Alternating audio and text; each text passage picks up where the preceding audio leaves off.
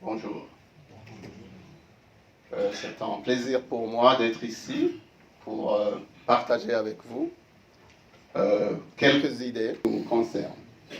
Bon, ici, je vais parler en ma capacité personnelle. Je ne représente que moi-même. Si ce que je vais dire est partagé avec certains d'entre vous, ce sera un plaisir. Si ce que je vais dire ne convainc pas certaines personnes, ce n'est pas grave. Je crois que le plus intéressant, c'est le débat qui va s'en suivre. Et puis, comme on dit, du choc des idées jaillit la lumière. Donc, voilà ce que je pense être l'objectif global qui nous préoccupe tous. C'est vraiment comment engager des réformes pour accélérer le développement du pays. Alors, le thème sur le financement du développement par les ressources naturelles, je vais en parler, mais je vous préviens que je vais déborder parce que je pense qu'il y a d'autres choses aussi importantes qui vont au-delà de ce thème qui est qui est trop précis à mon sens. Alors, je vais d'abord commencer à montrer très brièvement le potentiel en ressources naturelles du Burundi. Et puis, je vais parler du thème du financement du développement au Burundi par les ressources naturelles. Mais je vais aussi parler d'autres sources de financement, parce que je pense qu'on ne peut pas juste se focaliser sur une seule ressource. Et puis, en parlant de cela, je parlerai du financement extérieur et du financement intérieur. Je vais surtout me baser sur les faits. Il y aura beaucoup de graphiques, des chiffres. Et puis, mon collègue Léonce va beaucoup plus parler des institutions. Quelles sont les institutions qui devraient être mises en place pour pouvoir tirer profit de ces ressources, mais aussi de ces autres sources de financement. Bon, quand on parle des ressources naturelles, on parle normalement de trois secteurs principaux. D'abord, c'est l'agriculture, c'est les mines, c'est l'énergie. C'est comme ça, en tout cas, que là où je travaille, à la CNUSED, parce que c'est le sujet sur lequel je travaille, c'est comme ça qu'on délimite le champ des ressources naturelles. Il y a des ressources naturelles agricoles qui proviennent du secteur agricole, du secteur des mines, puis du secteur de l'énergie. Bon, je ne vais pas m'attarder sur... Parce que je sais ce que tout le monde pense ici quand on parle de ressources naturelles au Burundi. C'est peut-être les mines, comme l'a dit monsieur le gouverneur. Donc je vais passer très rapidement sur les autres ressources qu'on oublie des fois, alors qu'elles sont là au Burundi. Alors d'abord l'agriculture, la terre, là je ne vous apprends rien, que les terres au Burundi sont assez exiguës, mais fertiles, et que donc on pourrait en tirer profit si on faisait certaines choses dont je vais parler. Donc il y a aussi des ressources en eau qui sont abondantes, on en parle presque jamais. C'est presque une évidence, mais je pense qu'on ne tire pas assez profit des ressources en eau. Et puis, évidemment, il y a les ressources énergétiques, et puis peut-être des ressources potentielles en énergie renouvelable, ressources hydrauliques et solaires. Alors, très rapidement, si on parle des ressources dans le secteur agricole, je pense que l'objectif central devrait être la sécurité alimentaire, parce qu'on sait qu'au Burundi, comme je l'ai dit, les terres sont exiguës, et puis la production nationale ne couvre que 65% des besoins. 35% des besoins doivent être importés. Comment pourrait-on arriver à cet objectif? Bon, il y a quelques exemples. L'irrigation, l'utilisation des engrais, des semences sélectionnées, ainsi de suite. Ici, j'insisterai peut-être sur un point, le point de l'irrigation, parce que je vais parler de l'eau ici. On sait qu'il y a beaucoup d'eau au Burundi. montagnes du Burundi regorgent d'eau. Les scientifiques ou les personnes qui ont étudié la question disent que dans des pays comme le Burundi, rien que irriguer l'agriculture, pratiquer l'agriculture et irriguer à grande échelle, pourrait facilement doubler la production agricole. So, imaginez-vous si on doublait la production agricole, bon, on résoudrait pas mal de problèmes, notamment le problème d'insécurité alimentaire. Et puis on pourrait également, je crois que le pays le fait déjà, utiliser l'eau pour générer de l'électricité. Bon, le pays le fait, peut-être qu'il faudrait en faire davantage. Bon, donc je ne vais pas trop m'attarder là-dessus. Maintenant, le secteur des mines, le Burundi est assez riche en minerais, mais le pays n'en profite pas vraiment pleinement. On va voir pourquoi je dis cela.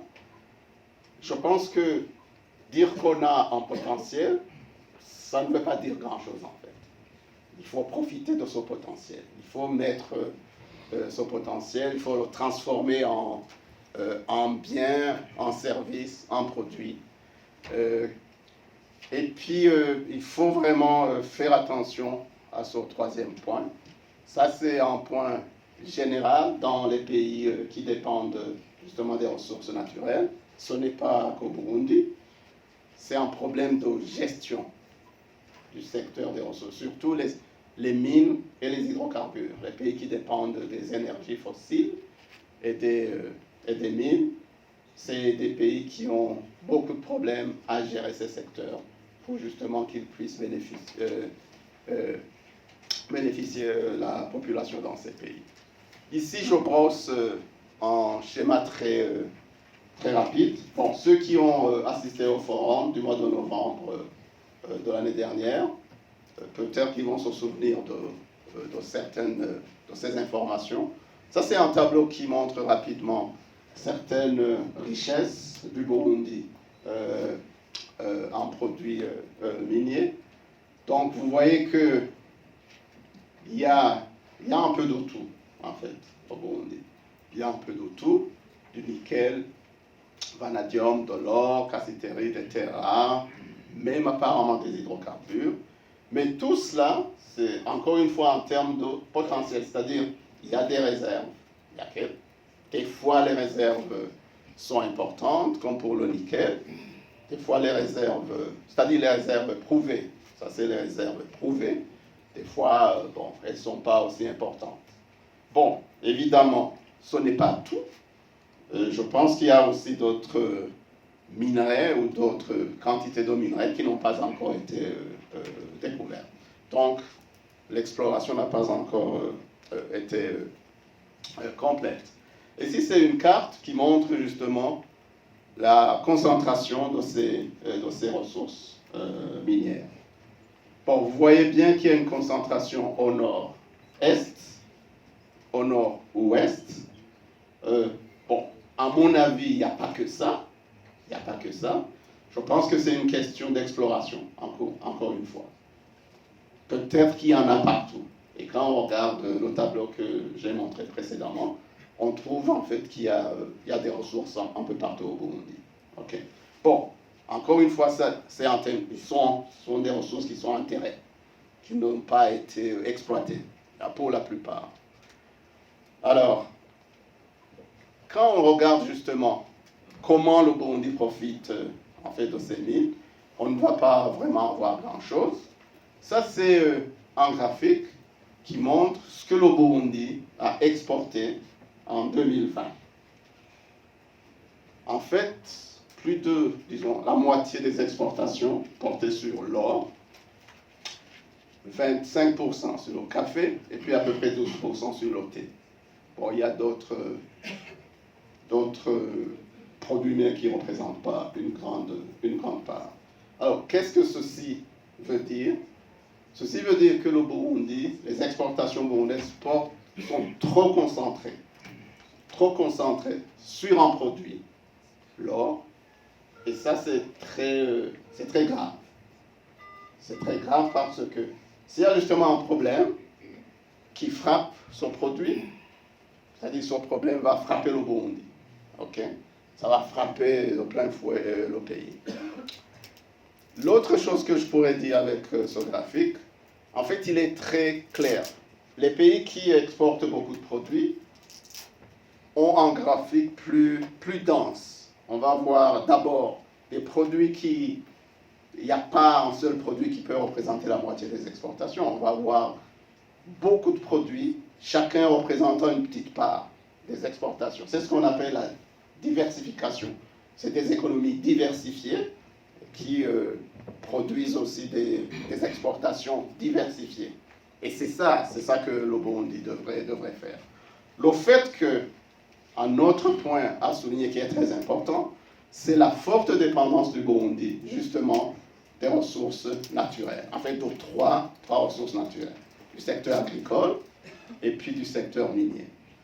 Et donc, on dit qu'en fait, les exportations du Burundi ne portent que sur les produits primaires.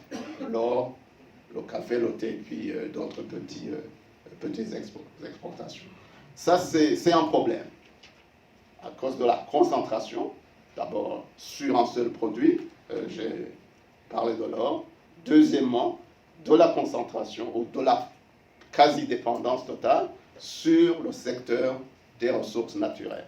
Je vais vous montrer l'exemple d'un autre pays pour que vous puissiez bien apprécier ce que je veux dire. Un pays qui dépendait aussi des ressources naturelles, sur les ressources naturelles il y a 20, 30 ans, mais qui a pu diversifier son économie et ses exportations. C'est le Costa Rica. Okay? Regardez, si je vous montrais ce même graphique en 1980, par exemple, même 1990, c'était à peu près l'image comme celle du Burundi. Le Costa Rica dépendait de l'exportation du café et des bananes à 65%, 3/4, c'était cela. Mais avec le temps, le pays a pu diversifier ses exportations, d'abord son économie et ses exportations. Et il n'a pas abandonné les produits agricoles. Voilà, banane est toujours là, le café a presque disparu. Et puis il y a les fruits, ainsi que beaucoup d'autres exportations. C'est ça en fait qui montre la diversification des exportations, même dans le secteur agricole. Au Burundi, rappelez-vous, il y a 3 produits. Il y a 2 produits en fait dans le secteur agricole, le thé et le café. Ici, vous ne pouvez pas les compter, il y en a beaucoup. Donc c'est une sorte de diversification, d'abord au sein du secteur, dans chaque secteur, mais aussi entre différents secteurs. Ici, comme vous voyez, medical instruments and appliances. Ça, c'est les instruments médicaux, les appareils médicaux. Ça, c'est des produits manufacturés. Donc le Costa Rica est passé de la dépendance des produits primaires agricoles aux produits manufacturés et des produits de haute valeur. Les appareils médicaux, c'est comme ceux qui sont du domaine, ils vont nous dire que c'est des appareils qui coûtent extrêmement cher, les appareils orthopédiques.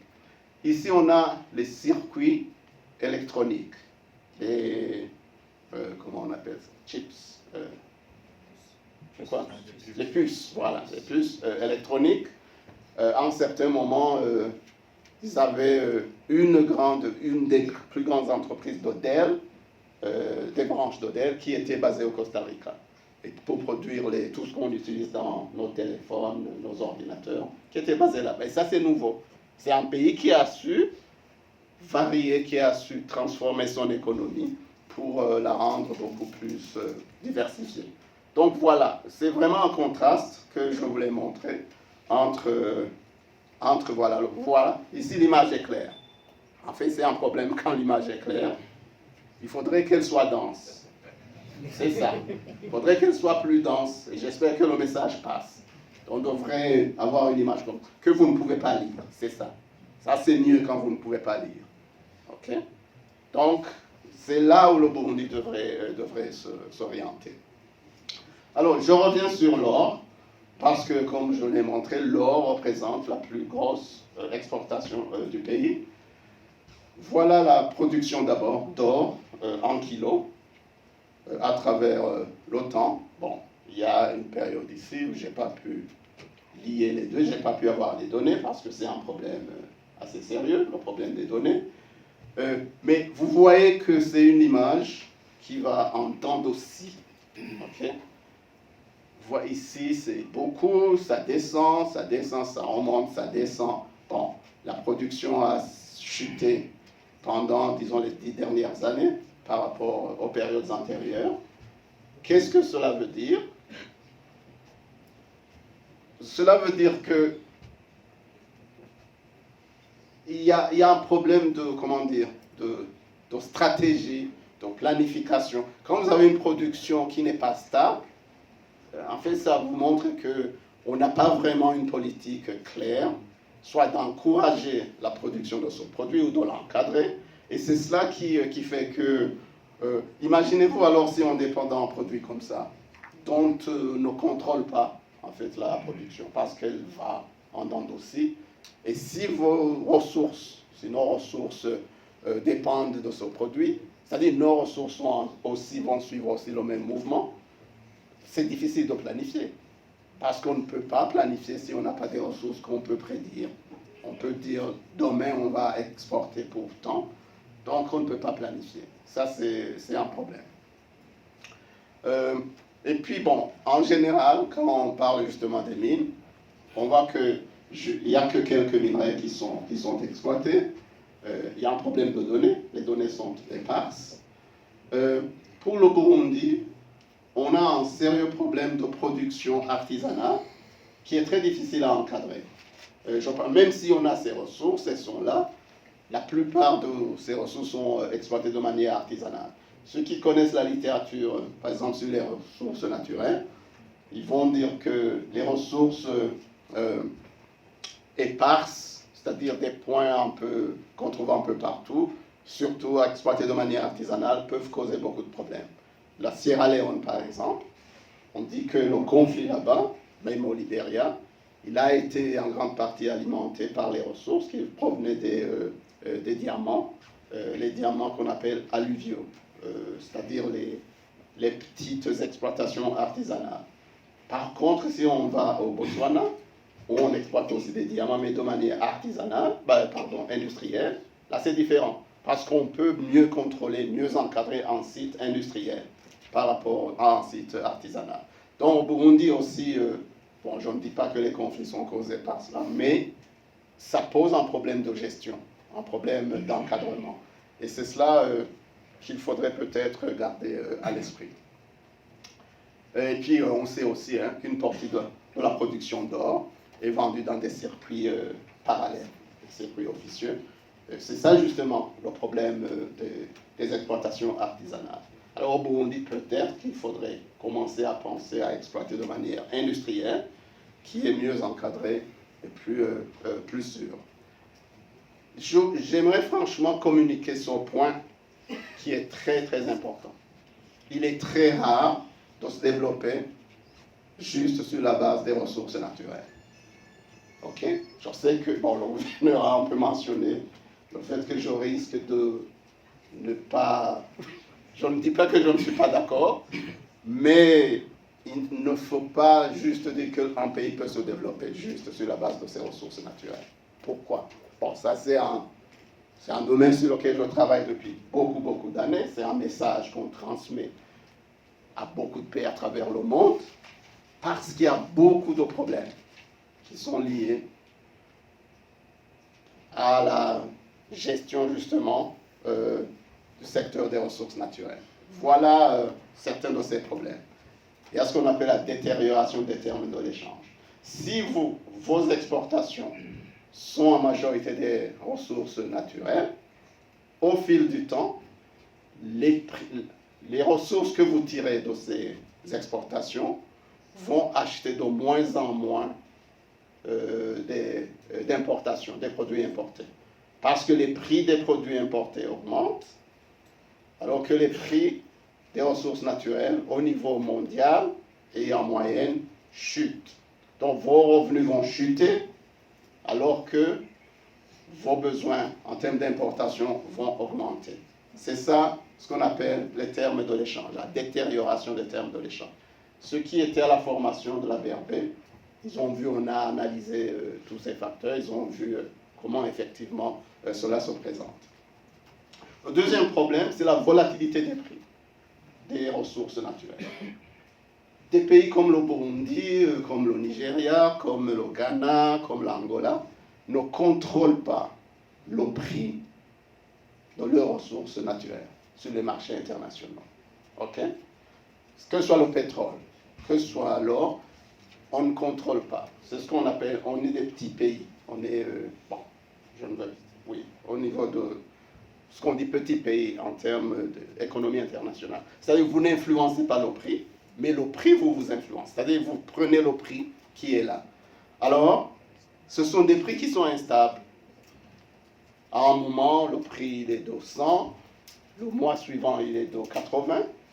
Et qu'est-ce que vous faites? Vos revenus aussi vont être impactés par ces changements, par la volatilité de ces prix. Donc, les revenus d'exportation des pays qui en dépendent. Donc, c'est un problème.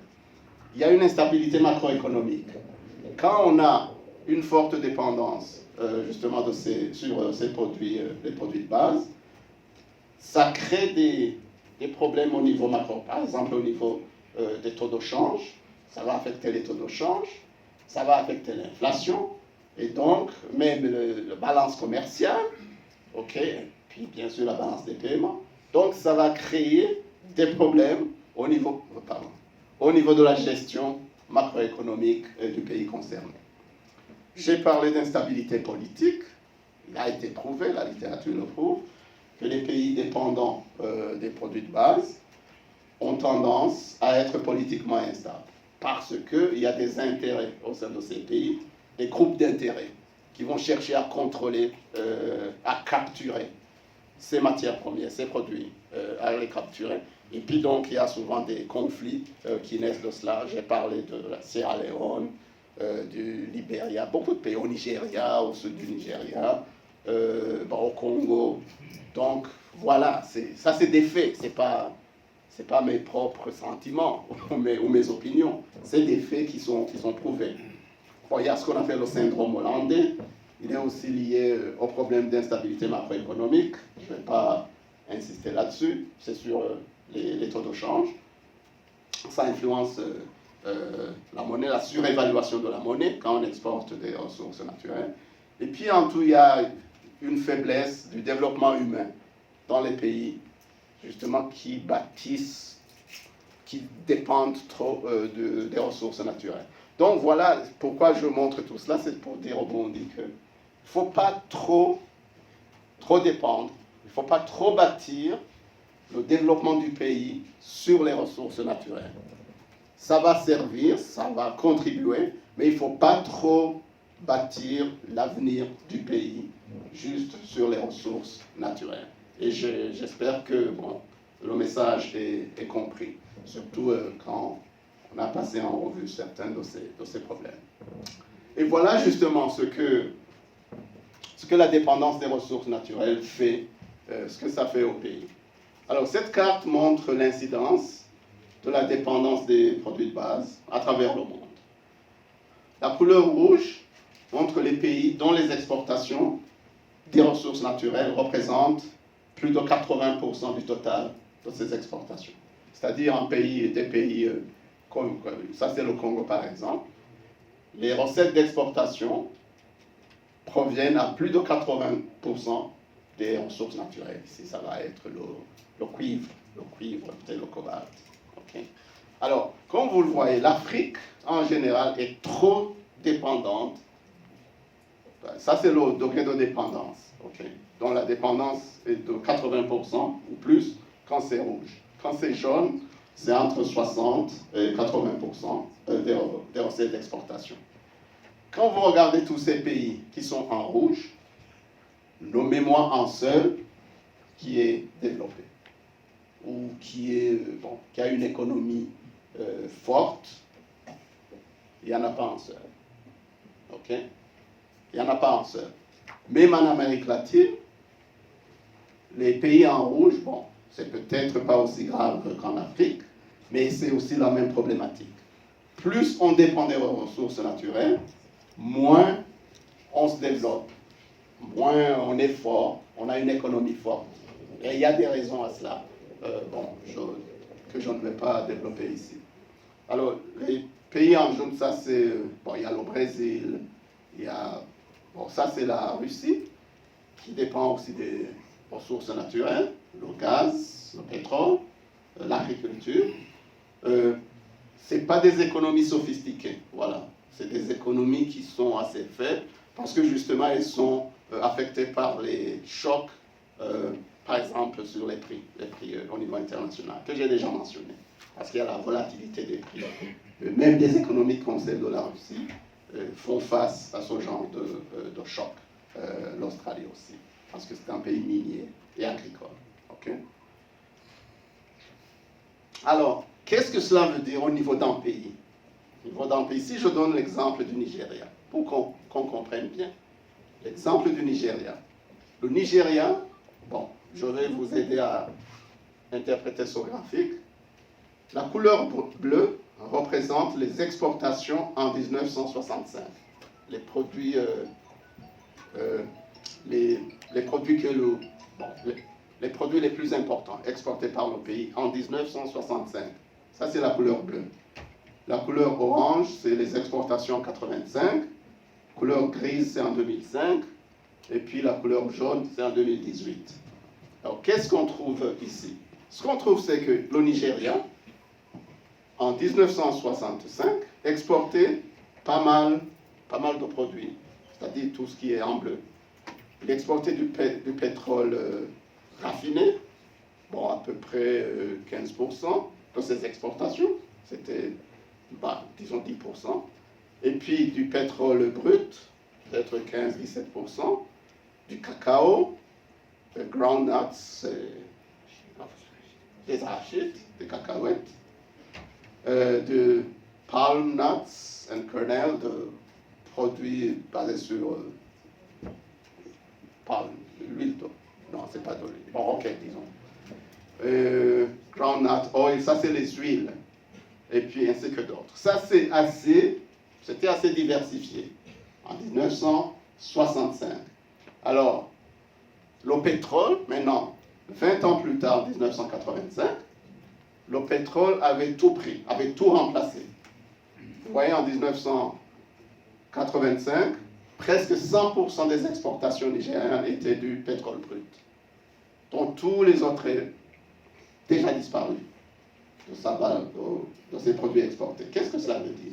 Ça dit que le Nigeria est passé d'une économie relativement diversifiée à une économie fortement concentrée sur un seul produit. C'est ça qui crée des problèmes au Nigeria. Parce que le Nigeria ne contrôle pas le prix du pétrole. Le prix du pétrole est fixé au niveau international. Donc quand ce prix change, quand il chute, c'est l'économie du Nigeria qui chute. Et je parle du Nigeria, j'aurais pu parler de l'Angola, j'aurais pu parler de la Zambie pour le cuivre, j'aurais pu parler du Venezuela. C'est ça. Il y a beaucoup de pays qui, quand le prix du pétrole, surtout les pays dépendants du pétrole, quand le prix chute, c'est tout qui change au sein de c'est les budgets, ils doivent revoir les budgets, ils doivent couper dans les budgets de l'État, ils doivent couper tout, parce que tout provient d'un seul produit. Alors, ici c'est en 2005, c'était presque pareil. Les choses n'avaient pas vraiment évolué. 2018, légèrement, les choses avaient légèrement évolué. 80% des exportations du Nigeria provenaient du pétrole. Donc, voilà le problème de la forte dépendance des ressources. Et quand je parle du Nigeria, ce n'est pas vraiment l'exemple d'un pays développé, d'un pays où l'économie est diversifiée. Même si le pays est grand, il tire beaucoup d'argent du pétrole, ou tout au moins ils en ont tiré, mais il y a d'autres problèmes justement qui proviennent de ces dépendances, surtout les problèmes de gestion de ces fonds. Alors, que faire? Que faire? Je ne veux pas dire que les ressources naturelles ne sont pas importantes, ne sont pas utiles. C'est très utile, évidemment, c'est très important. Mais il faut avoir une stratégie cohérente de gestion du secteur des ressources naturelles. Il ne faut pas juste dire je suis riche, j'ai mes ressources, je vais les exploiter. Non, moi, je dirais même qu'avant d'exploiter de manière sérieuse, il faut avoir une stratégie en place. Sinon, on les garde dans le sol, dans le sous-sol. On les garde là-bas jusqu'à ce qu'on ait adopté une stratégie. Parce que l'expérience nous montre que presque tous les pays qui ont justement une forte dépendance ont mal géré. Ils ont mal géré et les économies n'en ont pas vraiment bénéficié. Donc, il faut diversifier la production et les exportations au-delà des matières premières. Donc, il ne faut pas dire que moi, je veux juste me développer à partir de mes ressources naturelles. Non. Les ressources naturelles sont une source, mais il faut bien les gérer. Et donc, il faut aller aussi au-delà de ces ressources naturelles. Donc, c'est ce que je dis au Burundi. J'espère que le message est vraiment clair. Le Burundi ne devrait pas trop compter sur ses ressources naturelles pour se développer. Il faut qu'il aille au-delà de cela. Le financement du développement, c'est un problème complexe qui doit être... le financement doit provenir de plusieurs sources. Donc, je vais maintenant passer en revue certaines de ces autres sources. Et je pense que c'est ça qu'il faudrait, au niveau de la stratégie du pays, il faudrait vraiment penser à toutes les ressources. Ici, je vais parler justement des exportations, mais je vais vous montrer justement comment les exportations du pays ont évolué, parce que ça devrait être la plus importante source de devises que le pays devrait avoir. Bon, il y a les investissements directs étrangers, il y a la coopération internationale, et puis il y a les ressources internes, la mobilisation des ressources internes. Moi, j'insisterai sur le secteur privé. Je pense que Léonce parlera du secteur public et de la gestion justement du secteur public.